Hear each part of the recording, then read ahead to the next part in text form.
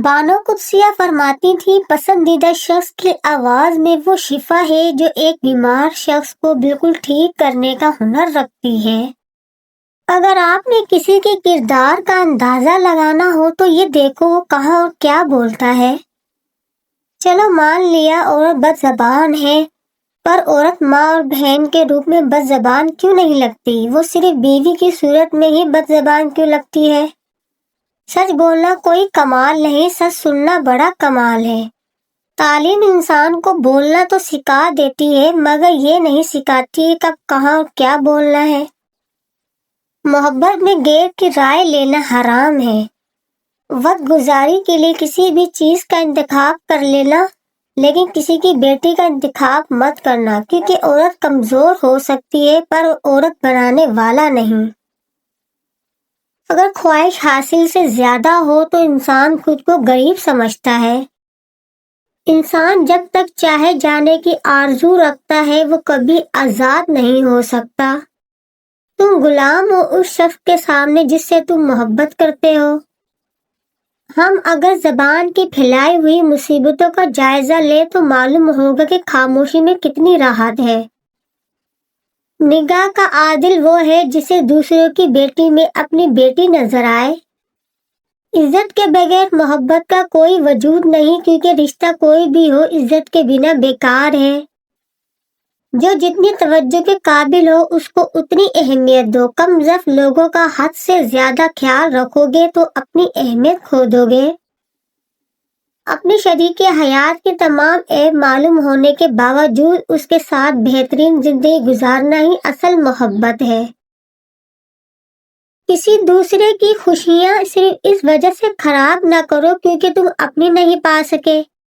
انسان کی خواہشات کا پیالہ اس لیے نہیں بھرتا کیونکہ اس میں ناشکری کے سراغ ہوتے ہیں۔ اگر آپ نے اپنی چاہ میں کوئی کسر نہیں چھوڑی پھر بھی آپ کا ساتھی آپ سے ناخوش ہے تو اسے آزاد کر دیں۔ اگر کوئی عورت آپ سے آپ کا مرد چرا لیتی ہے تو سب سے اچھا بدلہ یہ ہے کہ اسے ادھر ہی رہنے دیں، کیونکہ اصلی مرد چوری نہیں کرتے۔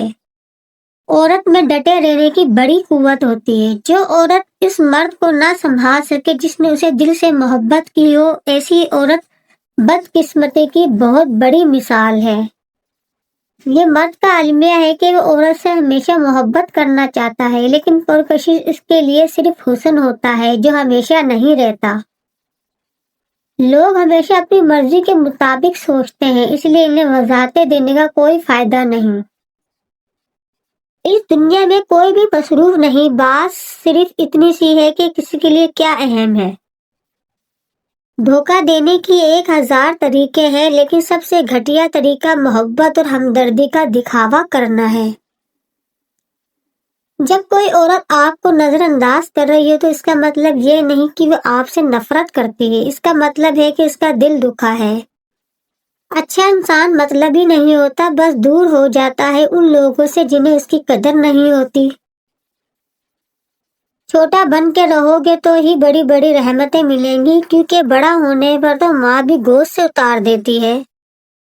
خوشیاں اگر پیسوں سے حاصل ہوتی تو یقین کرے کبھی بھی کوئی غریب کا بچہ خوش نہ ہوتا۔ برے وقت میں کندھے پر رکھا گیا ہاتھ کامیابی پر بجنے والی تالیوں سے زیادہ قیمتی ہوتا ہے۔ چھوٹے ہمیشہ اپنے بڑوں سے سیکھتے ہیں عادتیں، عبادتیں، محبتیں اور نفرتیں۔ اگر گھر میں خیر و برکت لانا چاہتے ہو تو گھر میں سے یہ 2 چیزیں نکال دو: جانور کی تصویر کو بغیر مقصد گھر میں پالا ہوا۔ ایک تنہائی کے سوا کچھ نہ رہا پاس میرے، میں نے اپنے سے زیادہ چاہا تھا اپنوں کو۔ اگر آپ کا شوہر کسی اور عورت سے باتیں کرتا ہے تو